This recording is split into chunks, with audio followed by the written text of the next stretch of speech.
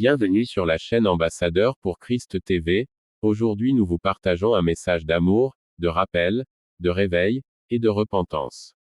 Bien-aimé, la vie éternelle est une affaire individuelle. Quand tu mourras tu seras seul, personne ne sera avec toi, tu affronteras toi-même ton éternité, soit dans la gloire éternelle, soit dans la honte éternelle. Bien-aimé, sache que le monde spirituel est très sérieux. En enfer tout est réglé, les prières ne sont pas exaucées.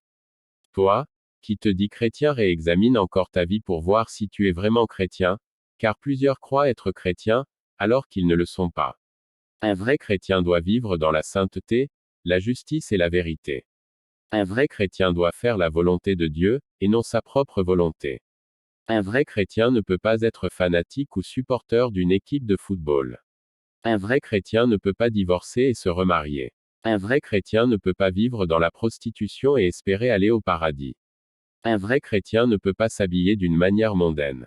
Un vrai chrétien ne peut pas passer son temps devant la télévision laïque en train de regarder des films, des séries, de comédies, de dessins animés, de musique mondaine qui ne glorifie pas le Seigneur.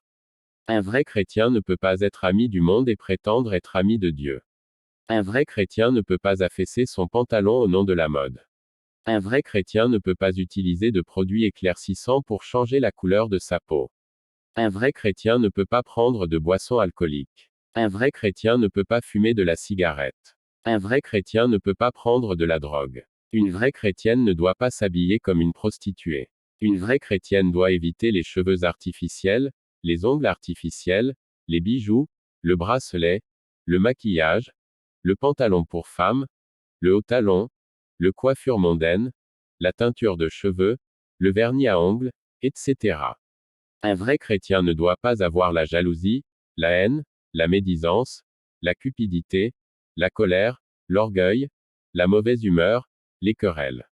Un vrai chrétien ne peut pas être dans une secte. Un vrai chrétien ne peut pas être idolâtre. Un vrai chrétien ne peut pas avoir un langage injurieux.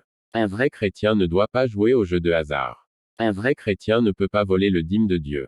Un vrai chrétien ne peut pas se faire tatouer. Si tu l'as déjà fait, implore la miséricorde de Dieu et repens-toi. Un vrai chrétien ne pratique pas la chirurgie esthétique. Un vrai chrétien doit avoir une relation personnelle avec Dieu, en priant, et en jeûnant, en lisant la Bible et en méditant sur la parole de Dieu. Un vrai chrétien doit fréquenter une bonne église, où l'on prêche la sainteté du corps, de l'âme et de l'esprit, pas d'évangile de prospérité, car il n'y a pas de salut sans église.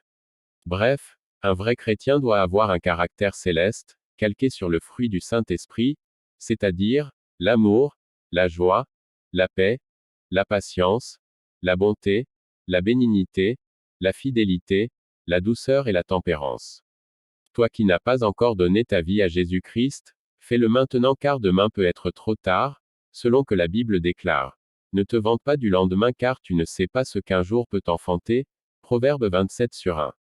La Bible, la parole de Dieu, nous dit dans 2 Corinthiens 5h10, car il nous faut tout comparaître devant le tribunal de Christ, afin que chacun reçoive selon les biens ou le mal, qu'il aura fait, étant dans son corps, rien n'est caché devant notre Créateur, le Créateur de toutes choses. Mais tout est à nu et à découvert devant lui. Tout ce que tu fais dans le secret, même le penser du cœur, est filmé et enregistré. Jérémie 17h10, Hébreux 12/1. Le jugement devant le tribunal de Christ, nous fixera le lieu de notre éternité, c'est-à-dire le paradis ou l'enfer, selon le bien ou le mal que nous aurons fait étant en vie sur la terre. Bien-aimé, le monde spirituel est très sérieux que vous ne le croyez, raison pour laquelle Jésus-Christ est allé jusqu'à l'extrême pour nous sauver. Mourir d'une mort honteuse sur la croix de Calvaire n'a pas été facile pour notre Seigneur. Jésus-Christ vous rappelle aujourd'hui d'abandonner le camp de Satan, car le vocabulaire humain manque de mots pour décrire la souffrance et les horreurs de l'enfer.